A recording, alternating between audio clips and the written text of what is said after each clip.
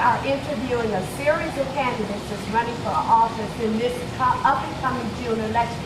But just remember, early voting has started already. You can go down to Will County Clerk, and you can get your early voting in.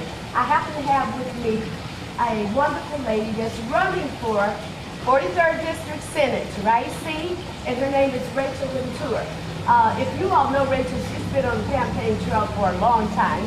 She's ran for several offices, and she landed her first office with Will County. Am I not correct? That's correct. And now she wants to serve in a higher level capacity. So let's talk with Rachel and find out what she plans and hopes to do for the 43rd District of the Senate. Hi, Rachel. How are you? Hi, I'm doing well. Okay, good. Thank you for having the interview with me and letting my listening audience know all about you, your travel.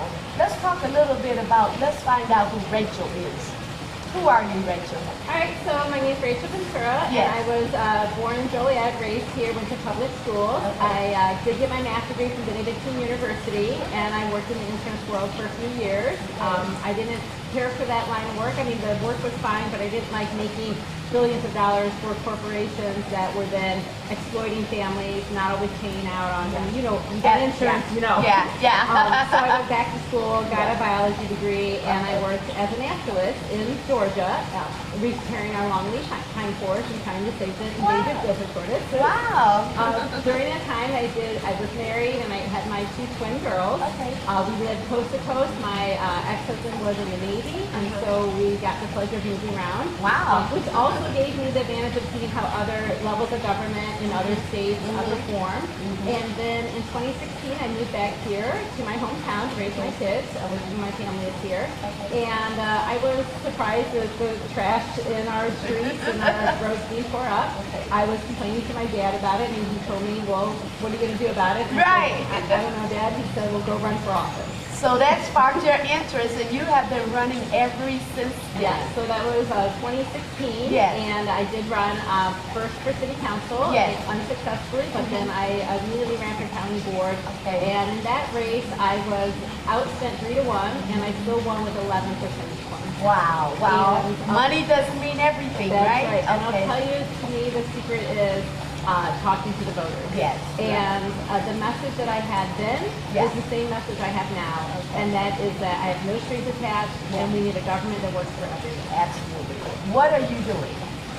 So at the county board, let me start there. Yeah. I am the chair of public health and safety, and obviously with the pandemic, that was front and center. So making sure that families got support that they needed. We still have housing for mortgages right now at the state level, but making sure that the emergency rental assistance went to people, that the vaccines were available. So I was instrumental in getting our county to hire one of the first health equity managers in the state, because we understand that language barriers, cultural barriers, transportation barriers, there's so many things that sometimes we don't get the services we need because of these other things. So we put that front and center. We try to move those barriers out of the way so people can get testing, vaccines, whatever services they needed. I was telling you earlier that we've implemented the 211 number. Yes, yes. So if anyone has any questions in the county on who can help them, that's a number they can call. I am now focusing a lot on mental health. We're seeing that the pandemic made that so much worse. So every level of government is going to need to do their part. We're going to try and do ours at the county level. We do have a 988 number starting to replace that suicide hotline number. Oh, wow. Some of the other things, though, that I've done on the county outside of the pandemic is my first go in office is getting fresh, clean water for our residents in Fairmont. Right. Their system was working. It had a lot of work that needed to be done. The township didn't have the dollars to repair it, so they were going to privatize it. I am not a fan of privatization, and so we worked with the city and the county, City of Joliet, to move them over so they can have public water. And right after that, we saw some of the impact of University Park and their private water system, and some of the toxic chemicals and other problems with that. So we want to make sure everybody has clean water. This is something I'm going to make sure we safeguard at our state level. And then the last thing I'll talk about at the county level is the environment, right? We're Yes, this beautiful bird haven yes, at Pilcher yes, Park. yes, we are. So as a climate activist and a naturalist, our planet is so important to me. It's our first home. And I believe that we need to put people and planet first. And so making sure that the historic legislation that Illinois passed last year, CEJA, which is the Clean Energy Jobs Act, transfers people from fossil fuel into clean jobs, but living wage jobs, and giving opportunities to everybody, not those who historically have had access to good paying jobs, but everybody. I think this is important not just for our planet, but for our economy. And we got to right this ship after COVID and get it going. So those are the kind of things I've been doing. Yes. And I want to make sure that we are using our tax dollars of the state for services, that we are lowering our property taxes by funding our schools, and the only way I think that's going to happen is that people pay their fair share. When I say people, I mean the ultra-rich. Yes. So I want to sponsor the South Street Patch. Mary Flowers in the House already has this bill in office. It is actually a service fee on the stock. Yeah. It's not a tax, it's not called a tax, but what it will do is help us lower our property taxes. So the service fee would be on the stock exchange up in Chicago, and you would then, for every dollar we brought in from that, we could put it towards education and mandate that local government roll back their property taxes for education. We could then fund our schools at more than 50%, which is what's in the Constitution, even though we're not holding that right now. We can get there, we can pay off our pension debt. This South Street taxes is estimated to bring $10 to $12 billion to our state. Wow. It's time to return. And we need it. And we need it. Okay. But I am serving as a Will County board member, and I am the vice president of the board group. Okay. See, many hats, many hats. Okay, so so when are you doing all of this? When are you running for this 43rd district? And tell us the win part of it. Yeah, so first I'll kind of tell you the district so people know if they're in it. Absolutely. The 43rd district was recently recut, so we go from the Lisle area of Woodridge all the way south down to Elwood, and then right around the Georgia area we cut out west to Shanahan, and we took up parts of Braidwood and even Reed Township. A huge district. It's a very large district. So as you mentioned, yesterday early voting began. Yes. And we have until June 28th to vote. The polls close at 7 p.m. on that day. On that day, you have to vote in your polling place. But if you vote before that, you'll have the clerk's office to vote it, as well as a number of early voting locations that start 2 weeks out. So June 13th, many of the locations open, like the Fountain Bay Library. The Fountain Bay Library in Bolingbrook will be open. The Black Road Library will be open. The Spanish Community Center here in Joliet will be open, and many other locations will be open those last 2 weeks of voting. But June 28th is the most important day because by 7 p.m., if you have not cast your ballot, your voice won't be heard, and your voice is your vote, and it's so important. It matters. Okay, and that's what I was going to get to next. Now, the polling places, we know they close at 7. How early can you get there? At least 7 a.m. 7? Okay, 7 to 7, you guys, 7 to 7. Go and cast your vote because it's your right, it's your privilege, and it's your responsibility. Okay, and so where are you doing all of this at? So, like I said, Bolingbrook all the way down. So we do use the DuPage office off of Fountain in Bolingbrook. I have a headquarters here in Joliet on Rainer Street. That's my home. And we're bringing volunteers all over the district. So we're out walking in Shanahan this last weekend. We've been in Romeoville this week, up in Bolingbrook, Joliet. This week we'll be hitting Joliet Park. Wow. So really, if you're all over the area, you should come out and join us. You can contact me at electventura.com, and I'm on every social media platform under the same Elect Ventura. Okay, look at the camera and tell them how they can contact you again. You can contact me on my website at electventura.com or on any social media platform under Elect Ventura. Okay, so now let's get to that last W. Why are you doing this, Rachel? And I think that's the most important why. So from initially why I got involved in politics was to make sure that we had a planet and economy working for everyone. And I've got young kids. Now they're not so young anymore. But at the end of the day, what I've learned as I've gotten into politics and been in the system is that we need honest people in office. We need people who see the families who are struggling, who understand the policies that are broken and where our shortfalls have fallen. We've had some successes, absolutely we have successes, but so many families are hurting, whether it is healthcare, education, jobs, rent, and we're seeing it day by day. I suffer from the same high taxes you guys suffer from, and yet I struggle over not getting the services I need. I think that is the most important why. When we send people to office who have lived that life, who will be honest and fight for the taxpayers, we all win out. We truly will have a government that works for everyone. And we need that at every level of government, which is why I have run on several levels of government. But at the end of the day, we have to have honest politicians who are going to go and tell you, this is working, this is not working. And they're going to not be bought and paid for. So I've never taken corporate dollars. I never will take corporate dollars because at the end of the day, I want to represent the people and I want to be conflict-free to make my decisions on ones that impact our lives the best. And you can't do that if you got a large donor talking in my ear saying, come over here, do this. And I hope that other people will run for office who feel the same way, and we will start to dismantle the broken machine politics we have in this state and actually get the relief and policy that people need. Let's say you're in the seat. And so what's your desire, and are you willing to work across the aisle to make this happen? Yeah. So I'll answer that last part first because it's the shorter of the two. Absolutely. I have had no problem working across the aisle. I work with Annette Parker at the county, and she's a lovely woman to work with. We focus on our constituents' needs. We get out there. We make it happen. And not to say we agree on everything. Obviously, parties, differences.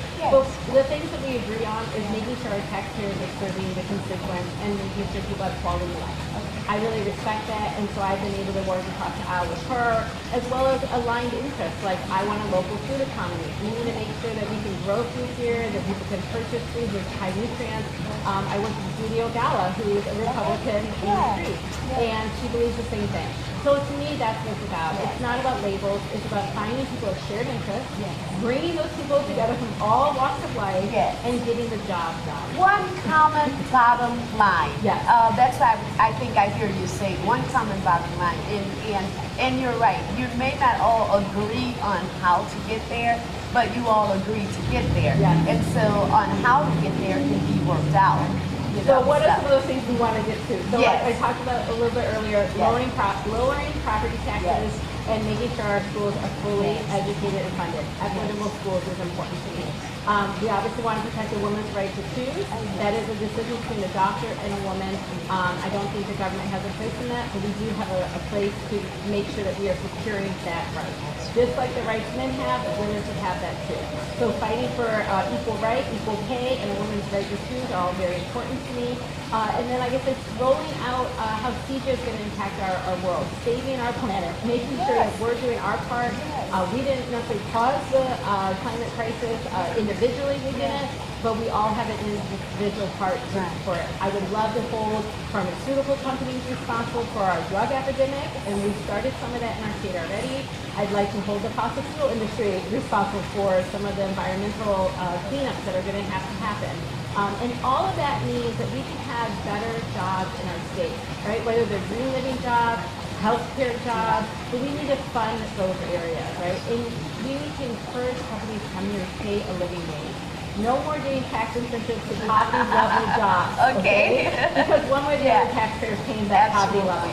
So I think just some of those main bread and butter issues, right? Good jobs, investing in our infrastructure, but making sure every one of those dollars is going back into our communities and actually impacting us. Enough of the bribery scandals. Sorry, ComEd. We can't have that going on. Absolutely. Well, we know that you've just laid out an array of things that you want to see happen. But let's talk about some of the accomplishments that Will County has had. The courthouse, all the new facilities and the bridge and all of that. So talk a little bit about that. So several levels of government lobby to get I-80 money here in Will County. The I-80 extended. That is going to be happening for the next, well, they estimate 3 years, so let's see, maybe 5 years. So all right. We did build the new county building, the new courthouse, but we also built animal control. The Sheriff's Department finalized a few years back. We have the new health department right next to our health clinic. We still have Sunny Hill Nursing Home, which is really a gem in our state. People maybe don't understand that our county is one of the few counties that have a public nursing home for your loved one. So we have a lot of amazing things we've done here, especially with the building of it. We just opened a new Trinity housing for Yes. disabled. Yes. We did pass a new substance abuse house, existential counseling services, so we can get people the help they need. Stepping Stones is one of the organizations that got money from the CARES dollars, and we are looking at a big $133 million ARPA dollars that we are going to have to award in the next few months. So we're looking at a number of things, everything from infrastructure, right, repairing sewer, Wow. water, stormwater, to things like housing, meeting the unmet needs, making sure our local governments, our park districts, our libraries, our townships are all getting funding so that people can get the services they need and they can trust their government again to do that. Did I hear you say you had that $133 million. $133 million that they will be awarding to including you? No, I'm just joking. No. There will be a part of that. So we're going to start with government contracts, Yes. right, local government. Yes. Yes. We'll then move into some of the other Oh, areas. really? So things like infrastructure packages will be open. Okay. And then there will be some areas for nonprofits. Oh, really? And, I didn't know that. I was So joking. it will all be rolling out. You'll see. We will spend a lot of time advertising for it before we open it.